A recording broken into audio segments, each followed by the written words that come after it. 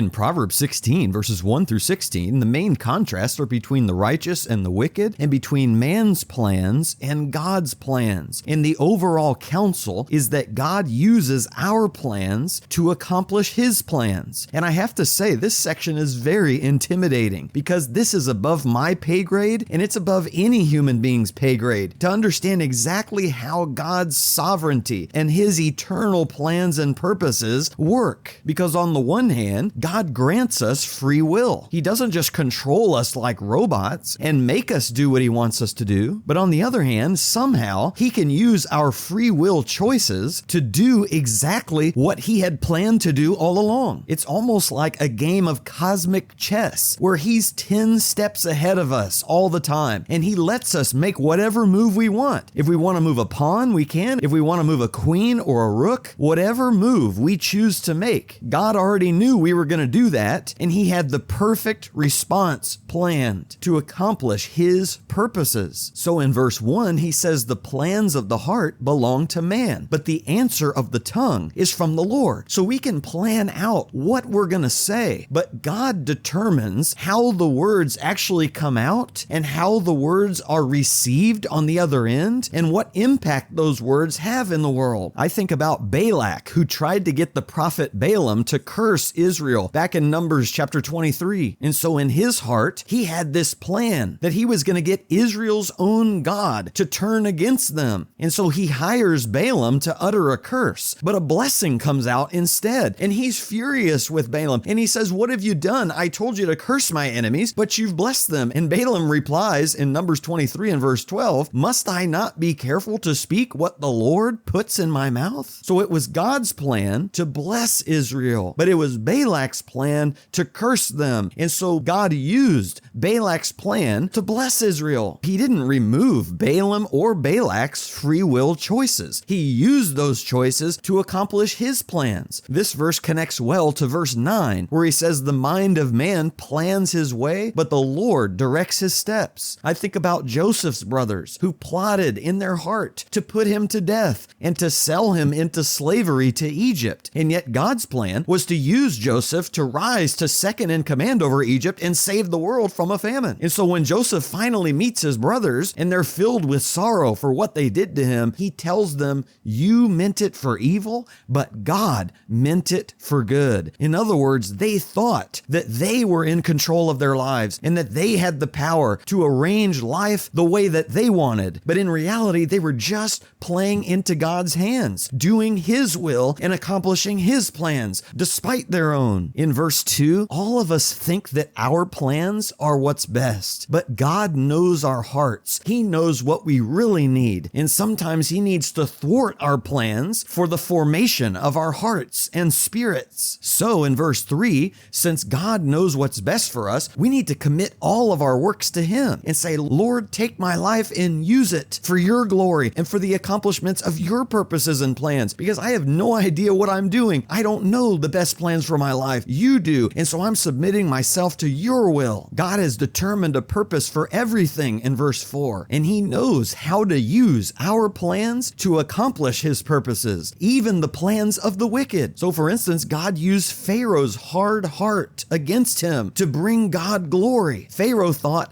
"I'm going to stop God from getting the glory. I'm going to have all the glory by not letting his people go." But God just used the hardness and the wickedness of his choices to bring him even more glory when He showed how powerless Pharaoh and the gods of Egypt were. And that's why we can't be proud, verse 5, and think that our plans are better than God's, or that we can somehow stop God's plans, because God will humiliate us in the end. And if we don't want to be humiliated and punished by God, we need to live lives of loving kindness and truth. And I don't think He's saying those things atone for our sins in the sense of earning our forgiveness, but the point is, these are the character qualities that God is really looking for. It's not enough just to offer animal sacrifices for atonement. We also need the kind of heart and character that is humble and loving and submits to God and helps others and walks in the fear of the Lord. And when we do that, even our enemies can be at peace with us in verse 7, and we can be content with a little in life as long as we know our hearts are right with God and we've submitted ourselves fully to His plans and purposes. Now He finishes in verses 10 through 15 talking about the king king, because one of the main ways God carries out his plans and purposes on the earth is through his king. When the king speaks in verse 10, it's supposed to be a divine decision. It's supposed to reflect the will and the plans of God. So he needs to be very careful in how he passes judgment. God cares about justice in verse 11, even on a small scale, on a local business level. So how much more does he care about the justice of a king? And if a king is unjust and wicked in verse 12, that's an abomination to God, because he's supposed to be leading in righteousness. And the truth is, winning the king's favor is a reflection of what it's like to win God's favor. And so people who speak righteously should be loved and delighted in by kings. But people who arouse his wrath and fury should be terrified, because it can mean death for them. But if you're right with the king and his face shines upon you in light, it means you have his favor and you have life and not death. And that's why wisdom is so wonderful in verse 16. It's better than gold, because it could allow your life to be spared. Your wisdom, back in verse 14, can actually appease the fury of the king and win his favor. And so the challenge for us is to commit all of our plans to God and to say to him, your will be done and not mine, because we know he knows what's best for us. And in Romans 8 and verse 28, Paul says God causes all things to work together for good to those who love him, to those who are called according to his purpose. For those whom he foreknew, he also predestined to become conformed to the image of his Son. Our main concern should not be, will God cooperate with me to help my plans work out? Instead, it should be, will I cooperate with God and live my life in line with his plans? And his plan is that I become conformed to the image of his Son. He wants me to be changed in my heart and my character. And if that means that my plans don't work out the way I expected, so be it, because it may be painful, but it means I'll be more like Jesus in the end. And the sobering truth is, God is going to accomplish his plans whether I cooperate with him or not. So if I don't want to be one of the wicked that God plans to punish in the end, I better cooperate. And this points to Christ, because he is the ultimate king through whom God's plans and purposes to save the world were accomplished. But the irony is, human beings planned in their hearts to stop God's plans and to put Jesus on the cross so that he could not succeed in the work which he came to do. And yet when they did that by their own free will choice, they were playing right into God's hands. And God used their plans to accomplish his. So Peter preached in Acts 2 and verse 23 and said, this man delivered over by the predetermined plan and foreknowledge of God, you nailed to a cross by the hands of godless men and put him to death. But God raised him up again. And later in Acts chapter 4, the apostles say to God in prayer, truly in this city they were gathered together against your holy servant Jesus, whom you anointed, both Herod and Pontius Pilate, along with the Gentiles and the peoples of Israel, to do whatever your hand and your purpose predestined to occur. When evil people put God's Son on the cross, that was not a surprise to God. That was his plan all along. Now, does it mean they're excused for their evil? Of course not. But it does mean God knew in this cosmic game of chess that that was the move they were going to make. They were going to reject his Son and put him on a cross, and in so doing, they would fall right into God's trap so he could call checkmate on them and show them their plans could never thwart or overthrow his. So as we call on God for wisdom today, our prayer is, Father, help me understand your plans are so much better than mine. And I thank you for the free will that I can think and reason